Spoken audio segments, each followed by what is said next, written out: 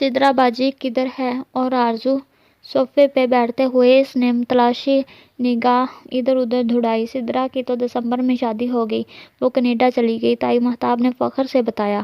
چہرے پہ اسے نہ بلانے کی کوئی ندامت نہ تھی، اس کا دل اندر ہی اندر ڈوب کر ابھرا۔ وہ غلط تھی، ان کو کوئی شرمندگی نہ تھی، بلکہ نعمتوں کی بے پناہ بارش نے انہیں مزید مغرور کر ڈالا تھا۔ مہرین کا نکاح پچھلے ماہ ہوا ہے، لڑکا ڈاکٹر ہے، انگلینڈ میں ہوتا ہے، اسی سال شادی کریں گے۔ اچھا، ماشاءاللہ۔ وہ دل سے خوش ہوئی، مگر الجھن بہرحال تھی۔ انہوں نے اس کے ساتھ اتنا ظلم کیا، پھر بھی ان کی خوشیوں میں اضافہ کیوں ہوتا چلا گیا؟ ندا کی بھی منگنی ہو گئی، فائزہ چچی کیوں پیچھے رہتی؟ وہ بھی ڈاکٹر سے، سعودیہ کے رائل فیملی کے ڈاکٹر میں سے ہے۔ سمیہ کی بھی آج کل بات چل رہی ہے۔ اور آرزو؟ یوں ہی اس کے لبوں سے پھسل پڑا۔ نگاہ سب سے الگ بیٹھی نائمہ چچی پہ جا پڑی۔ ان کی کوفت میں جیسے اضافہ ہوا تھا۔ رشتوں کی لائن لگی ہے میری بیٹی کے لیے، ہر دوسرے دن کسی شہزادے کا رشتہ آ جاتا ہے۔ وہ ہاتھ نچا کر بہت چمک کر بولی تھی، مگر وہ مانے بھی تو۔ فائزہ چچی نے دھیمی سرگوشی کی، اور یقیناً نائمہ چچی تک نہ گئی تھی۔ مخاطب محمل ہی تھی، جو سن کر ذرا سی چونکی، تو فائزہ چچی معنی خیز انداز میں مسکرائی۔ آرزو باجی کدھر ہے؟ نظر نہیں آ رہی؟ اس نے دوسری دفعہ پوچھا تو نائمہ چچی اٹھی اور پیر پٹکتی ہوئی وہاں سے نکل گئی۔ انہیں کیا ہوا؟ اس نے حیرت سے تائی مہتاب کو دیکھا، جنہوں نے استہزائیہ مسکراہٹ کے ساتھ ساتھ جھٹکا۔ بیٹی کا دل آ گیا کسی پہ، اب مان کے نہیں دے رہی۔ اچھا، اسے حیرت ہوئی۔ اسی پل سیڑھیوں سے اترتے ہوئے کوئی رکا۔ آہٹ پہ محمل نے نگاہ اٹھائی اور پھر بے اختیار شال کا پلو سر پہ ڈال لیا۔ حسن مبہوت سا ادھر کھڑا تھا، کف کا بٹن بند کرتے اس کے ہاتھ وہیں رک گئے تھے۔ السلام علیکم حسن بھائی۔ وہ خوش دلی سے مسکرائے تو وہ چونکا، پھر سر جھٹک کر آخری سینہ اترا۔ وعلیکم السلام، کیسی ہو محمل؟ کب آئی؟ وہ ان کے ساتھ چلا آیا تھا۔ وہ ان کی طرف چلا آیا تھا۔ یہ تمہارا بیٹا ہے یا بیٹی ہے؟ بیٹا ہے، تیمور۔ اس نے جھک کر تیمور کو پیار کیا، پھر سیدھا ہوا۔ اکیلی آئی ہو؟ ارے نہیں، ہمایوں اس کے ساتھ آیا ہے۔ تمہارے آقا جان کے ساتھ ڈرائنگ روم میں بیٹھا ہے۔ جاؤ مل لو۔ تائی مہتاب کے کہنے پہ وہ سر ہلاتا ڈرائنگ روم کی طرف بڑھ گیا۔ حسن بھائی کی کہیں منگنی وغیرہ نہیں کی چچی؟ وہ سادہ سے لہجے میں فائزہ سے مخاطب ہوئی۔ اسے لگا وہ اس کا جوگ لیے ابھی تک بیٹھا ہوگا۔ ارے نہیں، حسن کی تو شادی بھی ہو گئی۔ میری بھانجی طلعت یاد ہے تمہیں؟ اسی سے آج کل وہ میکے گئی ہوئی ہے۔ سمیہ، انہوں نے بیٹی کو پکارا۔ جاؤ حسن کی شادی کا البم لے آؤ۔ محمل کو وقتاً جھٹکا لگا تھا، مگر پھر سنبھل گئی۔ وہ جوگ لینے والا بندہ تو نہ تھا، کمزور مرد جو کبھی اس کے لیے مضبوط سہارا نہ بن سکتا تھا، لیکن بھلا اسے اس کا سہارا چاہیے بھی کیوں تھا؟ کبھی بھی نہیں۔ اس کی تو حسن کے ساتھ کبھی بھی کوئی جذباتی وابستگی نہ رہی تھی، سو افسوس بھی نہ ہوتا۔ پھر انہوں نے اسے حسن اور سدرا کی شادیوں کے البم دکھائے، وہ تو سجاوٹ اور دھوم دھام دیکھ کر ہک دھک رہ گئی۔ دلہنوں کے روسی لباس اور زیورات تو ایک طرف، مخصوص ایونٹ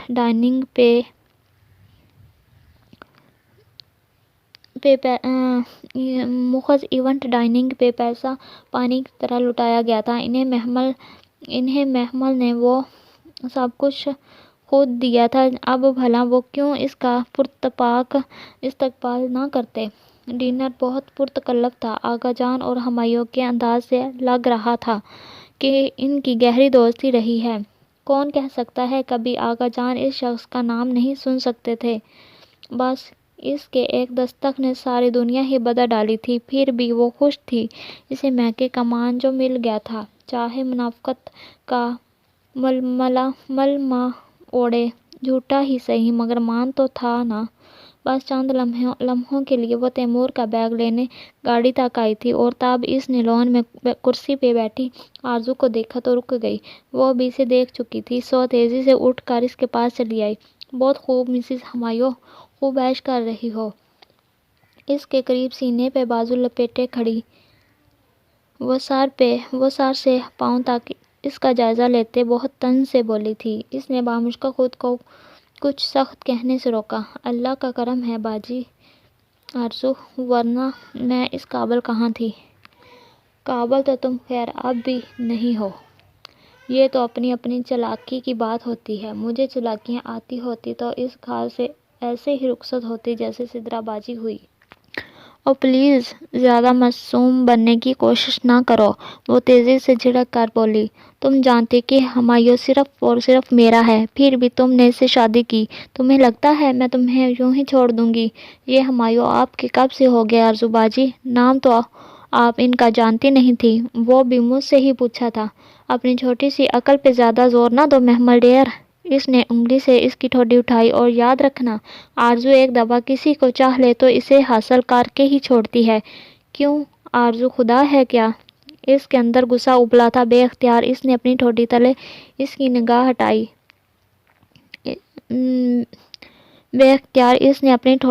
اس کی انگلی ہٹائی۔ یہ تو تمہیں وقت بتائے گا کہ کون خدا ہے اور کون نہیں، وہ تمسخرانہ انداز میں کہتی مڑی اور لمبے لمبے ڈگ بھرتی اندر چلی گئی۔ عجیب لڑکی ہے یہ، کسی کے شوہر پہ حق جما رہی ہے۔ اوہ! وہ غم و غصے سے کھولتے ہوئے واپس اندر آگئی۔ یہ تمہاری کزن آرزو؟ اس کے ساتھ کوئی دماغی مسئلہ ہے کیا؟ واپسی پہ ڈرائیو کرتے ہوئے ہمایوں نے پوچھا تھا۔ وہ بری طرح چونکی۔ کیوں؟ کچھ کہا اس نے؟ اس کا دل ایک دم ڈر سا گیا۔ ہاں، عجیب سی باتیں کر رہی تھی۔ آپ کو کب ملی؟ لاؤنج میں تو آئی ہی نہیں۔ پتہ نہیں، عجیب طریقے سے سب مردوں کے درمیان آ کر بیٹھ گئی اور مجھ سے بے در پہ سوالات شروع کر دیے۔ بہت آکورڈ لگ رہا تھا، مگر اس کے باپ کو تو کوئی فرق ہی نہیں پڑا۔ پھر وہ دم خود سی سن رہی تھی۔ پھر حسن کو برا لگا اور اس نے اسے جھڑکا کہ اندر جاؤ۔ بٹ شی واز لائک کہ میں تمہاری نوکر ہوں جو اندر جاؤں۔ عجیب سی سچویشن بن گئی تھی۔ میں تو فون کا بہانہ کر کے اٹھ گیا، واپس آیا تو وہ نہیں تھی۔ کوئی مسئلہ ہے اس کے ساتھ؟ پتہ نہیں، وہ لب کچل کر رہ گئی۔ ایک بات کہوں محمل؟ ہوں کہیے۔ تم یہ مت سمجھنا کہ میں لالچی ہوں، مگر حق ہوتا ہے۔ تم نے دیکھا وہ لوگ کس طرح تمہاری جائیداد پہ عیش کر رہے ہیں، تمہیں ان سے اپنا حصہ مانگنا چاہیے۔ رہنے دے، مجھے کچھ نہیں چاہیے۔ وہ کھڑکی سے باہر دیکھنے لگی۔ ہمایوں شانے اچکا کر ڈرائیو کرنے لگا۔ وہ ہمایوں کو کیسے بتاتی کہ اس کے لیے وہ اپنا حق بہت پہلے ہی چھوڑ چکی ہے؟ اگر فرشتے نے چھپایا تو اس کی کوئی نہ کوئی وجہ ضرور ہوگی۔ وہ اندر سے ایک دم ہی بہت افسردہ ہو گئی تھی۔ سو بیگ میں رکھا چھوٹا قرآن نکالا۔ اس کے سفید کور پہ میم لکھا تھا۔ اس نے یہ ادھر کیوں لکھا تھا؟ وہ ہر دفعہ قرآن کھولنے پہ اپنا لکھا میم پڑھ کر سوچتی اور پھر یاد نہ آنے پہ شانے اچکا کر آگے پڑھنے لگتی۔ اس نے صبح کی تلاوت پہ لگائے گئے بک مارک سے کھولا۔ اس سے اوپر لکھا تھا، اور اس نے عطا کیا تم کو اور ہر چیز سے جو تم نے اس سے مانگی تھی، اور اگر تم شمار کرو اللہ کی نعمت کو، اسے تو شمار نہیں کر سکو گے۔ بے اختیار اس کے لبوں پہ مسکراہٹ بکھر گئی۔ کیوں مسکرا رہی ہو؟ وہ ڈرائیو کرتے ہوئے حیران ہوا تھا۔ نہیں کچھ نہیں، اس کے دل کی تسلی ہو گئی تھی، سو قرآن بند کر کے رکھنے لگی۔ اسے واقعی ہر وہ چیز مل گئی تھی جو کبھی اس نے مانگی تھی۔ بتاؤ نا، اصل میں میرے لیے بڑی پیاری آیت اتاری تھی اللہ تعالیٰ نے، وہی پڑھ کر ان پہ بہت پیار آیا تھا۔ وہ سر جھٹک کر ہنس دیا۔ ہنسے کیوں؟ Come on Mehmal, it's all in your mind. کیا وہ حیران ہوئی اور الجھی۔ محمل، وہ آیت تمہارے لیے نہیں تھی، یہ الہامی کتاب ہے۔ اوکے، اتنا ٹریٹ مت کیا کرو اسے، یہ قرآن پاک ہے، اس میں نماز روزے کے احکام ہیں۔ It's not about you. اس نے موڑ کاٹا۔ کھلی شاہراہ رات کے اس پہر سنسان پڑی تھی۔ وہ سکتے کے عالم اس کا چہرہ دیکھ رہی تھی۔ تم دیکھو محمل، ایک ہی تصویر کو ہر شخص اپنے زاویے سے دیکھتا ہے۔ مثلاً نقاد اس کی خامی ڈھونڈے گا، شاعر اس کے حسن میں کھوئے گا، سائنسدان کسی اور کی طرح سے اسے دیکھے گا۔ It's on in your mind. نہیں ہمایوں، قرآن میں وہی کچھ ہوتا ہے جو میں سوچتی ہوں، اس لیے تم وہی پڑھنا چاہتی ہو۔ تمہیں ہر چیز اپنے سے ریلیٹڈ لگتی ہے کیونکہ تم اسے خود سے ریلیٹ کرنا چاہتی ہو۔ محمل، یہ سب تمہارے ذہن میں ہے، یہ الہامی کتاب ہے، اس میں تمہارا ذکر نہیں ہے۔ Try to understand. دفتن اس کے موبائل کی گھنٹی بجی۔ اس نے ڈیش بورڈ پہ رکھا موبائل اٹھایا، چمکتی اسکرین پہ نمبر دیکھا اور پھر بٹن دبا کر کان سے لگا لیا۔ جی رانا صاحب، وہ محو گفتگو تھا۔ محمل نے گمسم سی نگاہ گود میں سوئے تیمور پہ ڈالی اور پھر ہاتھوں میں پکڑے قرآن کو دیکھا جس کو وہ ابھی بیگ میں رکھنے ہی لگی تھی۔ اسے لگا ہمایوں کی بات نے اس کی جان نکال لی، روح کھینچ لی تھی۔ وہ لمحے بھر میں کھوکھلی ہو گئی، اس کا دل کھوکھلا ہو گیا، خیال کھوکھلا ہو گیا، امید کھوکھلی ہوگی۔ تو کیا اتنا عرصہ وہ یہ سب تصور کرتی آئی تھی؟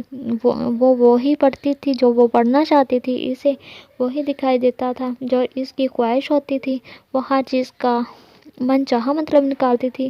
اس کا دل جیسے پاتال میں گر گیا۔ ہمایوں ابھی تک فون پہ مصروف تھا مگر اسے اس کی آواز نہیں سنائی دے رہی تھی، سب آوازیں جیسے بند ہو گئی تھیں۔ وہ گمسم سی ہاتھوں میں پکڑے قرآن کو دیکھے گئی تھی، پھر درمیان سے کھول دیا۔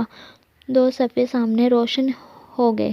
پہلے صفحے کے وسط میں لکھا تھا، اور بے شک ہم نے اسے نازل کیا اور بے شک اس میں ذکر ہے تمہارا، یعنی قرآن میں ذکر ہے تمہارا۔ اس سے آگے پڑھا ہی نہ گیا۔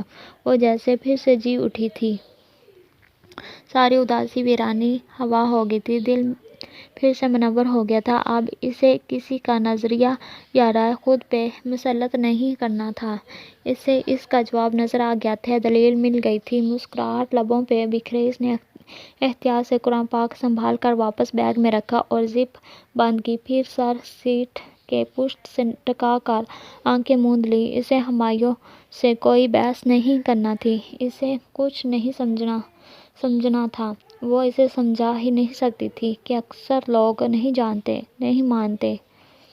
صبح نئی سی اتری تھی، چڑیاں چہچہاتے ہوئے اپنی منزلوں کی طرف اڑ رہی تھی۔ رات بارش کھل کے برسی تھی، سڑک ابھی تک نم تھی، سیاہ بادل اب نیلی چادر سے قدرے سرک گئے تھے اور موسم خاصا خوشگوار ہو گیا تھا۔ وہ گیٹ پار کر کے باہر نکلی تو درختوں کی باڑ کے ساتھ نومی سائیکل دوڑاتا آ رہا تھا۔ وہ تیمور کی پرام دھکیلتی سڑک پہ آگے بڑھنے لگی، اس کا رخ نومی کی طرف تھا۔ محمل باجی السلام علیکم۔ نومی اسے دیکھ کر چہک اٹھا، تیزی سے سائیکل بھگاتا اس تک آیا۔ وہ کالونی کے ان بچوں میں سے تھا جنہیں شام کو محمل اپنے گھر جمع کر کے ناظرہ پڑھاتی تھی۔ وعلیکم السلام۔ صبح ہی صبح کدھر جا رہے ہو نومی؟ وہ رک گئی تھی۔ ہمارے اسکول کی چھٹیاں ہو گئی ہیں نا، تو صبح فارغ ہوتا ہوں۔ اس نے اپنی الٹی پی کیپ سیدھی کی۔ اب وہ سائیکل روک کر اس کے ساتھ کھڑا تھا۔ حنان اور راہم وغیرہ کی بھی؟ جی باجی، سب کا آف ہو گیا ہے۔ تو پھر یوں نہیں کریں کہ آئندہ فجر کے بعد کلاس رکھ لیں؟ باجی میں تو آ جاؤں گا مگر راہم وغیرہ؟ اس نے متذبذت سے اپنے ہمسائے کا نام لیا۔ وہ نہیں آئیں گے، آپ ان سے خود ہی پوچھ لیجیے گا۔ نومی بائیک دوڑاتا دور نکل گیا۔ اس کا ارادہ سامنے مدرسہ جانے کا تھا مگر پھر نکڑ پر چھلی والا نظر آیا۔ بارش کے بعد کا ٹھنڈا سہانا موسم اور بھنے ہوئے دانے۔ وہ رہ نہ سکی اور رام دھکیلتی نکڑ پر کھڑی ریڑھی کی طرف بڑھ گئی۔ سڑک سنسان پڑی تھی، چھلی والا بھی خاموشی سے سر جھکائے ریت گرم کر رہا تھا۔ وہ پرام دھکیلتی آہستہ آہستہ قدم اٹھا رہی تھی۔ اسے یاد آیا اس نے آج صبح کی دوا نہیں پڑھی تھی، حالانکہ وہ روز پابندی سے صبح شام کی دعائیں پڑھتی تھی، مگر آج جانے کیسے رہ گئی۔ وہ ہولے سے تسبیح پڑھنے لگی، تب ہی فاصلہ سمٹ گیا اور وہ ریڑھی کے پاس آ پہنچی تو دھیان بٹ گیا۔ ایک چھلی بنا دو اور ساتھ میں 5 روپے کے دانے بھی، اور مسالہ بھی ذرا زیادہ ہو۔ اس کی تسبیح ادھوری رہ گئی۔ بوڑھا چھلی والا سر ہلا کر چھلی بھوننے لگا۔ وہ محویت سے اسے بھونتے دیکھنے لگی۔ ذہن کے کسی گوشے میں اس روز آرزو کی کہی گئی بات گونجنے لگی۔ وہ بار بار انہیں ذہن سے جھٹکانا چاہتی تھی، مگر یوں ہی ایک دھڑ سا دل کو لگ گیا تھا۔ بس ایسے ہی اس کا دل گھبرا سا جاتا۔ وہ نیند میں ڈر جاتی۔ جانے کیا بات تھی؟ 10 روپے ہوئے بی بی؟ بوڑھے شخص کی آواز پہ وہ چونکی، پھر سر جھٹک کر ہاتھ میں پکڑا پاؤچ کھولا۔ اندر پیسے اور چند کاغذ بل وغیرہ رکھے تھے۔ اس نے 10 کا نوٹ نکالنا چاہا تو ایک کاغذ جو نوٹ کے اوپر اڑس کر رکھا گیا تھا اڑ کر دور سڑک پر جا گرا۔ ایک منٹ، وہ 10 کا نوٹ اس کے ساتھ پہ رکھ کر تیمور کی پرام وہیں چھوڑے دوڑتی ہوئی گئی، جہاں سڑک کی وسط میں وہ مڑا تڑا سا کاغذ پڑا تھا۔ اس نے جھک کر کاغذ اٹھایا اور اسے کھول کر پڑھا، پھر تحریر دیکھ کر مسکرا دی۔ اگلے ہی پل سامنے سڑک کے کونے سے آتی گاڑی کی آواز آئی۔ اس نے گھبرا کر سر اٹھایا۔ گاڑی تیزی سے اس کی طرف بڑھی تھی۔ وہ بھاگنا چاہتی تھی، ایک ہی جست میں اڑ کر سڑک پار کرنا چاہتی تھی، مگر موقع نہ ملا۔ تیز ہارن کی آواز تھی اور کوئی چیخ رہا تھا۔ اس کے پاؤں حرکت کرنے سے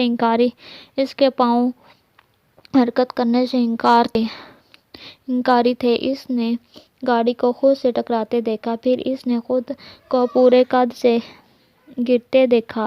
شور تھا، بہت شور۔ اس نے اپنی چیخیں سنی، اپنے ساتھ سے نکل کر سڑک پہ گرتا خون دیکھا، بہتا ہوا لال خون، بے حد لال۔ اس کی کلائی وہیں اس کے چہرے کے ساتھ بے دم سی رہ گئی۔ اس نے ہاتھ کھول دیا، مڑا تڑا سا کاغذ نکل کر سڑک پر لڑکھ گیا۔ اس نے ادھر ادھر لوگوں کو اکٹھے ہوتے دیکھا۔ کہیں دور کوئی بچہ رو رہا تھا، بہت اونچا اونچا، حلق پھاڑ کر، دور، بہت دور۔ جو آخری بات اس کے ڈوبتے ذہن نے سوچی تھی وہ یہ تھی کہ آج اس نے صبح کی دوا نہیں پڑھی تھی۔ اس کا ذہن گپ اندھیرے میں ڈوب چکا تھا۔ تاریکی، سیاہ کالی، مہیب سی تاریکی، بنا رنگ کے، بنا شور کے، خاموش سی تاریکی۔ اندھیرے پہ اندھیرا، پردے پہ پردہ۔ اس کا ذہن زمان و مکان کی قید سے آزاد ہو چکا تھا۔ پانی میں بہہ رہا تھا، بادلوں میں تیر رہا تھا، زمین و آسمان کے درمیان، نہ اوپر نہ نیچے، ہوا کے بیچ کہیں معلق، کہیں درمیان میں کسی تیرتے بادل پہ۔ پھر آہستہ آہستہ تیرتے بادل کو قرار آیا، ذرا سا جھٹکا لگا اور بادل کسی بلبلے کی طرح پھٹ کر ہوا میں تحلیل ہو گیا اور ہر طرف روشنی بکھرتی گئی، تیز پیلی روشنی۔ اس نے ہولے سے آنکھیں کھولی۔ دھندلا سا ایک منظر سامنے تھا، سفید دیوار میں سفید چھت سے لٹکتا پنکھا۔ اس کے 3 پر تھے۔ ہولے ہولے وہ ایک دائرے میں گھوم رہے تھے، دائرے بار بار دائرے۔ وہ کتنی ہی دیر یکٹک چھت کو دیکھے گئی۔ وہ کون تھی؟ کدھر تھی؟ کیوں تھی وہ خالی خالی نگاہوں سے چھت کو تکتی رہی؟ پھر یکایک ادھر ادھر دیکھنا چاہا۔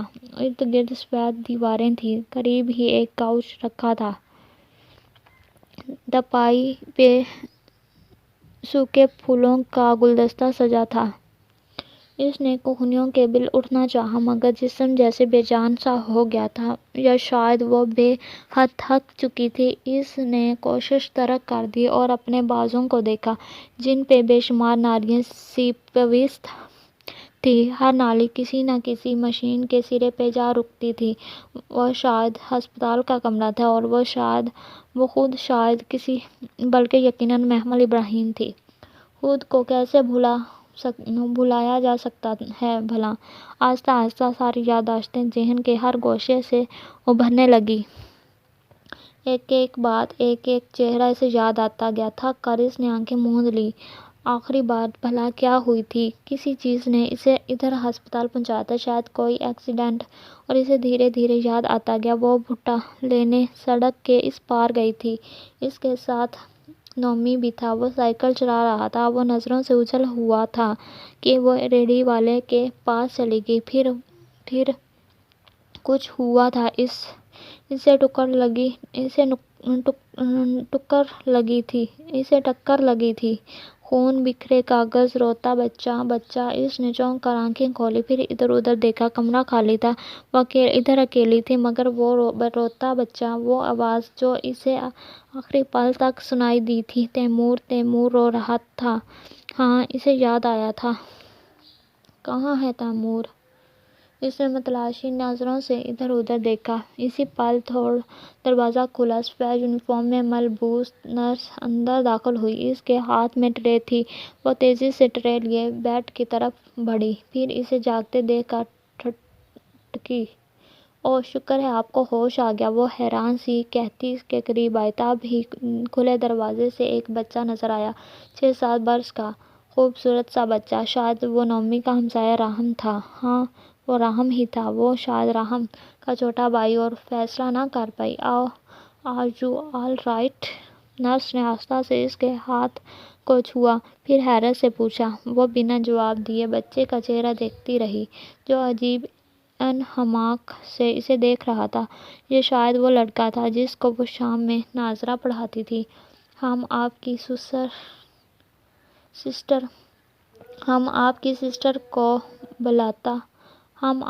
سسٹر کو بلاتا ہے ابھی۔ نرس خوشی سے چہکتی باہر کو بھاگی۔ وہ ابھی تک بچے کی آنکھوں میں دیکھ رہی تھی، جن میں عجیب سی خفت تھی، اور ننھی پیشانی پہ ذرا سا بل، اور اس کو عجیب تنفر بھری نگاہوں سے دیکھتا کاؤچ پہ آ بیٹھا، اور کوہنیاں گھٹنوں پہ رکھ کر دونوں ہتھیلیوں میں چہرہ گرا دیا۔ وہ ابھی تک اسی طرح اسے دیکھ رہی تھی۔ راہم! اس نے پکارا تو اسے اپنی آواز بہت ہلکی، پھٹی پھٹی سی سنائی دی۔ بچہ اسی طرح سے دیکھتا رہا۔ راہم! اس نے پھر آواز دی۔ وہ بامشکل بول پا رہی تھی، میں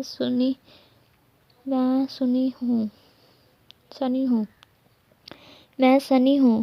پھر لمحہ بھر کو رک کر عجیب سے تنفر سے بولا، آئی ڈونٹ لائک یو، تم مجھے اچھی نہیں لگتی۔ سنی؟ وہ دنگ رہ گئی۔ اس بچے کو وہ روز ناظرہ پڑھاتی تھی، وہ شاید راہم کا چھوٹا بھائی تھا، پھر وہ ایسے بات کیوں کر رہا تھا؟ اسی پل دروازہ زور سے کھلا۔ محمل نے چونک کر دیکھا۔ دروازے میں فرشتے کھڑی تھی، سیاہ عبایا، سیاہ حجاب، چہرے کے گرد لپیٹے۔ وہ بے یقینی سے بستر پہ لیٹی محمل کو دیکھ رہی تھی۔ فرشتے! وہ اپنی جگہ جامد رہ گئی۔ فرشتے تو باہر تھی، وہ پاکستان کب آئی؟ او میرے اللہ! محمل! اس نے بے اختیار اپنے منہ پہ ہاتھ رکھا۔ کتنے ہی پل وہ بے یقین سی کھڑی رہی۔ اس کا چہرہ کافی کمزور ہو گیا تھا۔ محمل! ایک دم آگے بڑھ کر اس نے بے قراری سے اس کا چہرہ چھوا۔ تو تم مجھے دیکھ سکتی ہو محمل؟ تم مجھے پہچانتی ہو؟ تم بول سکتی ہو؟ میں تمہیں کیوں نہیں پہچانوں گی؟ فرشتے! تم کب آئی؟ میں؟ فرشتے متعجب نظروں سے اسے تک رہی تھی۔ مجھے تو کافی وقت ہو گیا محمل۔ تم نے تو تم سے اتنی باتیں کی۔ تم نے سنا؟ کیا وہ الجھ سی گئی۔ نہیں، میں نے تو کوئی بات نہیں سنی۔ وہ رک کر اٹک بول رہی تھی۔ میں تو صبح ریڑھی والے کے پاس گئی تھی، مجھے گاڑی نے ٹکر مار دی۔ اور تم نے بتایا بھی نہیں کہ تم آ رہی ہو۔ فرشتے بے یقینی سے پھیلی آنکھوں سے اسے ٹکر دیکھ رہی تھی، گویا اس کے پاس کہنے کو کچھ بھی نہ ہو۔ فرشتے بولو! اسے فرشتے کی یہ بات بے یقینی پریشان کر رہی تھی۔ کہیں کچھ غلط تھا محمل؟ وہ کچھ کہتے پھر رک گئی، جیسے سمجھ میں نہ آ رہا ہو کہ کیا کہے۔ یو آر اوور ایکٹنگ ہوں؟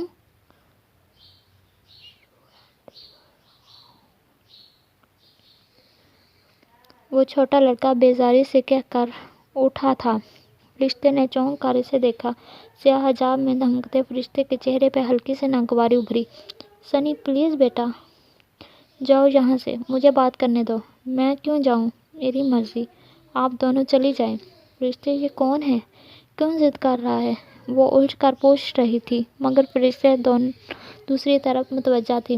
I don't want to go، وہ بدتمیزی سے چیخا تھا۔ Shut up Taimur and get out۔ تم دیکھ نہیں رہے میں ماما سے بات کر رہی ہوں، فرشتے کہہ رہی تھی، اور اسے لگا کسی نے اس کے اوپر ڈھیروں پتھر لڑکھا دیے۔